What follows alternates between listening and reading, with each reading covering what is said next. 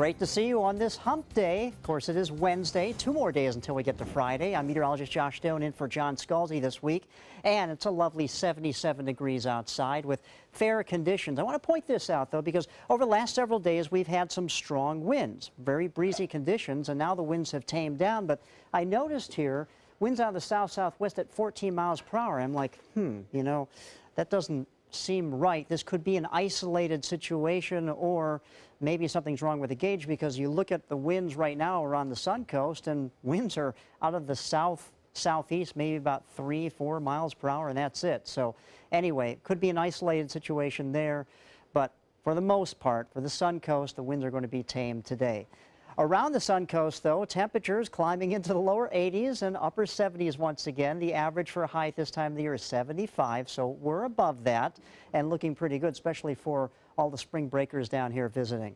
All right, looking at the satellite and radar imagery, we do have clouds that will be on the increase coming in from the east thanks to that southeasterly flow, and a potent cold front that stirred up some severe weather to our northwest in places like Louisiana and Arkansas, Tennessee, Mississippi.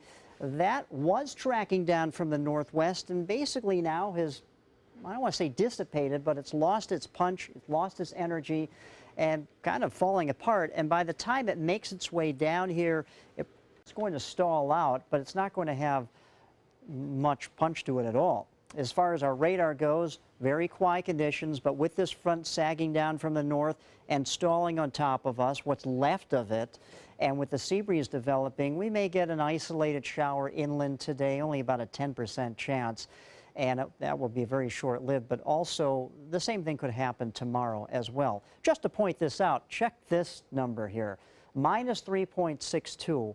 So we're down over 3.5 inches of rainfall since January 1st. We really need some aid from Mother Nature. When is that going to happen? Well, maybe a few days from now. So for this afternoon, expect increasing clouds, warm temperatures, but the rain looks to come in over the weekend and into early next week. Big cold front, like I said, kind of losing its punch now. It's basically falling apart down here in the northern Gulf of Mexico. But you can see not much going on here in the upper plains, but we do have some very chilly air. And with something called a zonal flow, which means the upper level winds are tracking from the west directly towards the east, see these temperatures in the teens and 20s? Well, that's all moving right here for our friends in the northeast. So they're going to feel a chill down in 24 hours from now. How about the futurecast? Few scattered showers this afternoon. Those will be light, and same situation for tomorrow. For the boaters, well, the low tide will be at 5:27 tomorrow morning and the sunset at 6:35 tonight.